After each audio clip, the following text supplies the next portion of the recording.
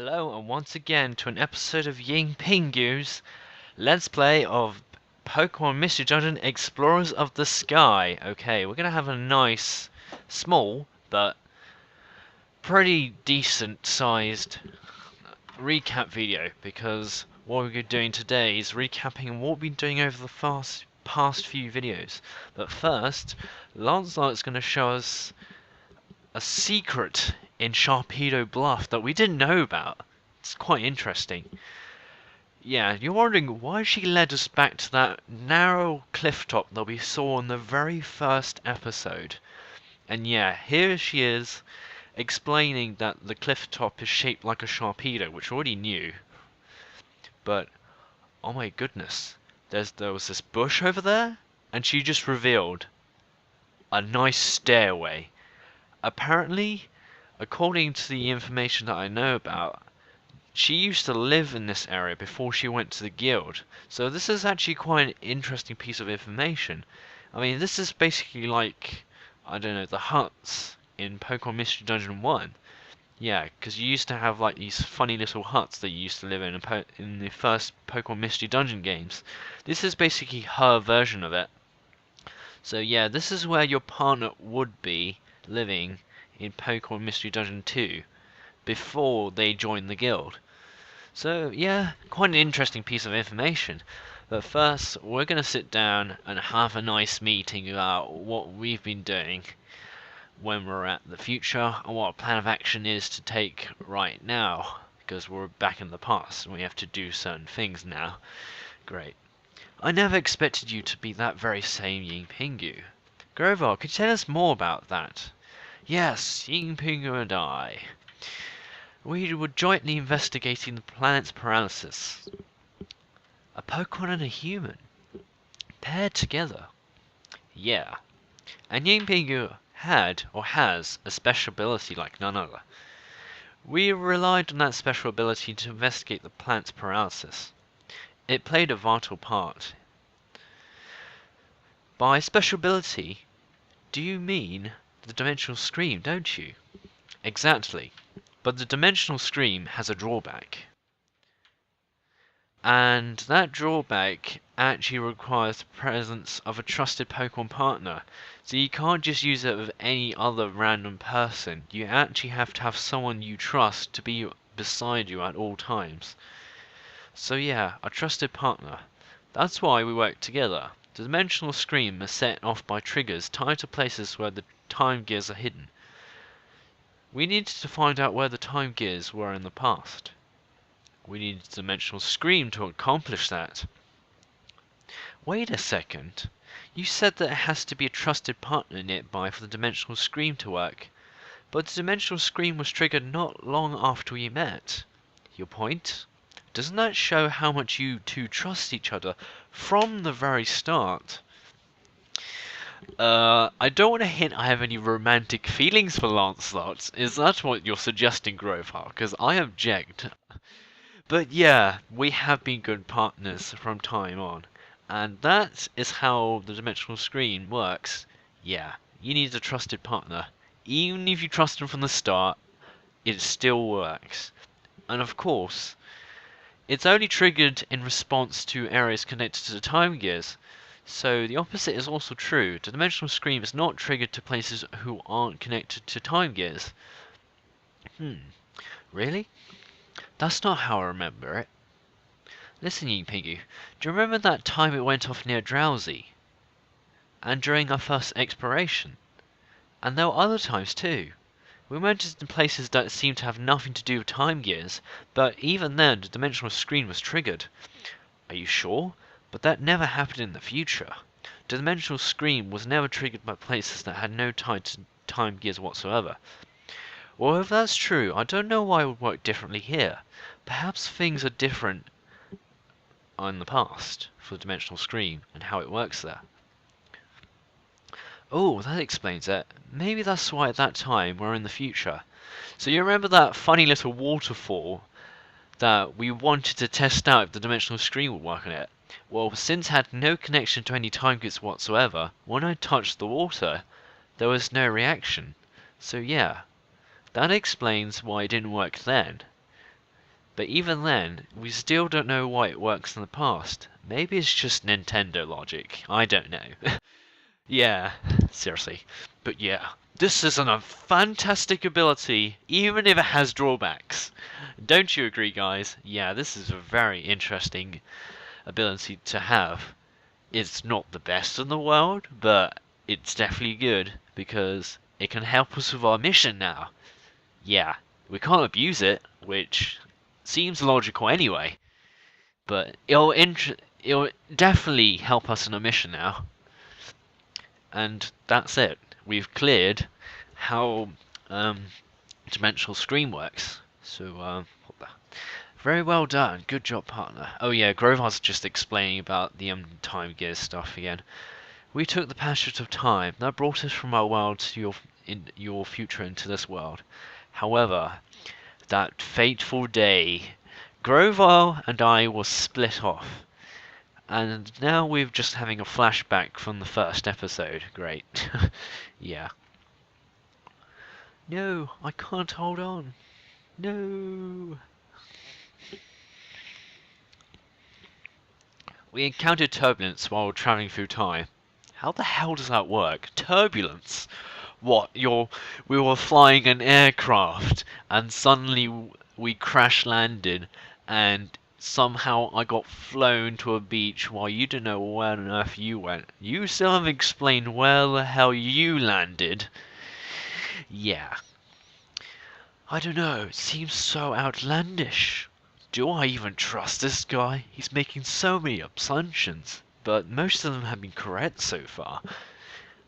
I was worried about you when we were separated. I'm glad to see you safe. Your appearance may have changed, and though you may have lost your memory, you're still you. And none of this alters the fact that you remain my friend. Oh, Yingpingu. I'm glad to see you again. Okay, that was pretty awkward. Now, we have to decide on our course of action. Like I've told you before, I'm going to collect the time gears again. What are you going to do? I'm a little worried about how time stops in a region where its time gears are removed. But are you sure it'll only be temporary?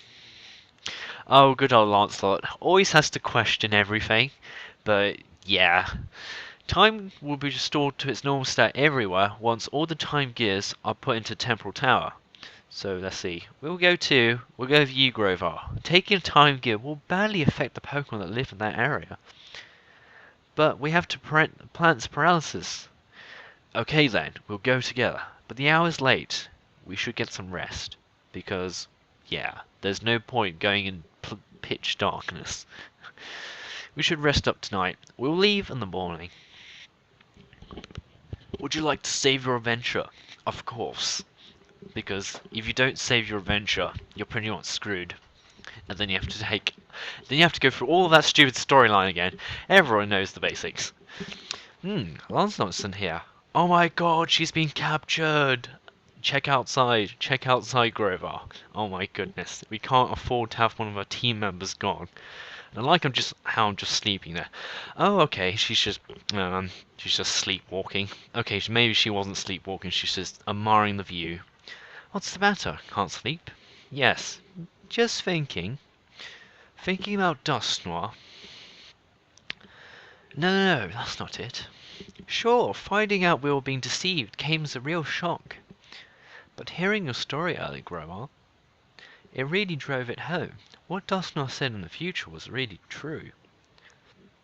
And it made me realize that Yingpingu really did come from the future. I was mulling over things like that. Hey, look, Grovar. Sunlight. It's sunrise. And yeah, because it's morning, the sun's rising, and we're going to get a nice view on the top screen about it. It's pretty, isn't it? Yes. Maybe it's because we're in the future for so long that we weren't used to the sunrise, and now we feel that the sunrise is so renewing. The sun rises, then it sets. We take that for granted, and it's only natural. But things we take for granted, they really are the most essential things, and they're precious. because that's the cycle of life.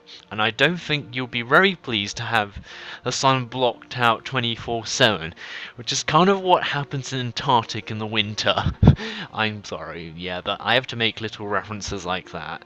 And yeah, if you're wondering, yeah, in winter in Antarctica, the sun never rises properly. And some months, it's always pitch black all day long. And that must be pretty annoying for the penguins that live down there. So yeah, if you want to experience pitch black in the daylight, just fly over to Antarctica and you'll see what I mean by that. I'm not suggesting I've been there before, I've just watched documentaries on it.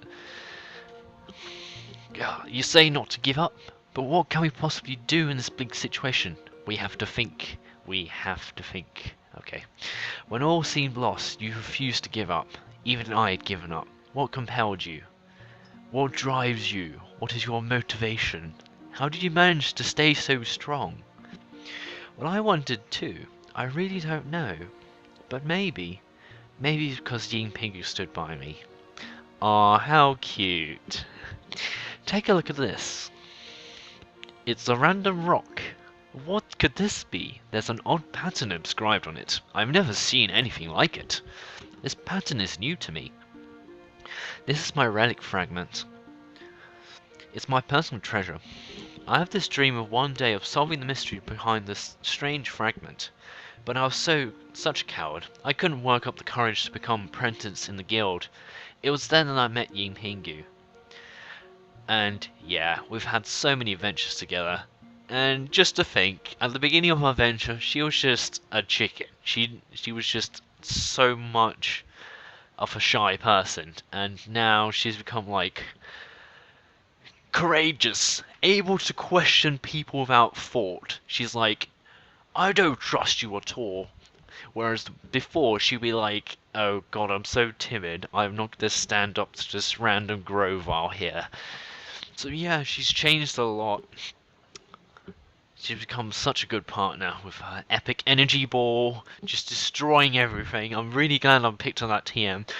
Thanks to my co-commentator for actually pointing out that TM. It must have been coincidence. Or maybe it wasn't. Maybe it was just fate. Oh. Anyways, that aside, I'm going to go back to the storyline. Yingpingu is lucky to be blessed with a friend like you.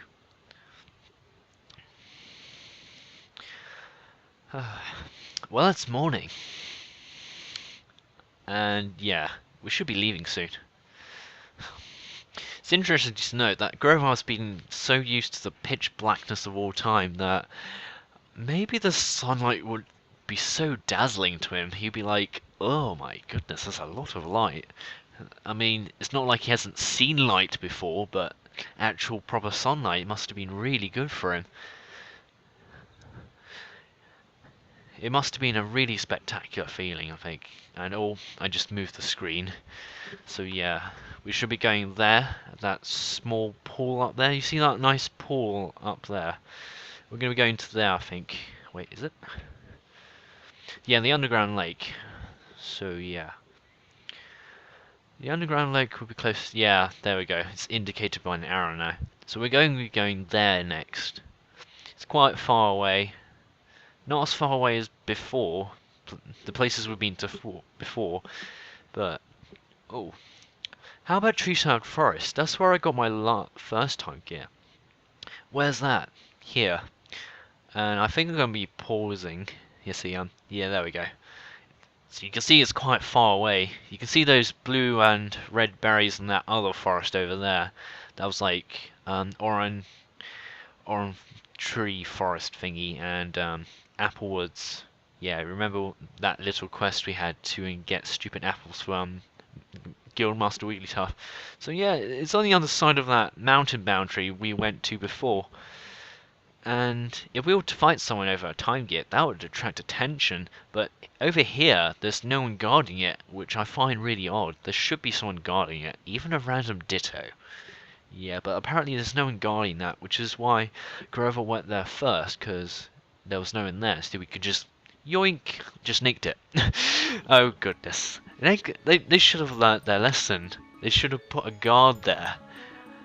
But yeah, we've been dazzled back to the past. I don't know why someone's still not guarding that time gear. Because I thought Yuxi and the others collected all the time gears together or something like that. Oh wait, no, they're still guarding it separately, but they can't protect this one. So next time we'll be going to Tree Shroud Forest. So stay tuned for that next episode where we're finally having a dungeon back in the past. And yay, we got back. Bye.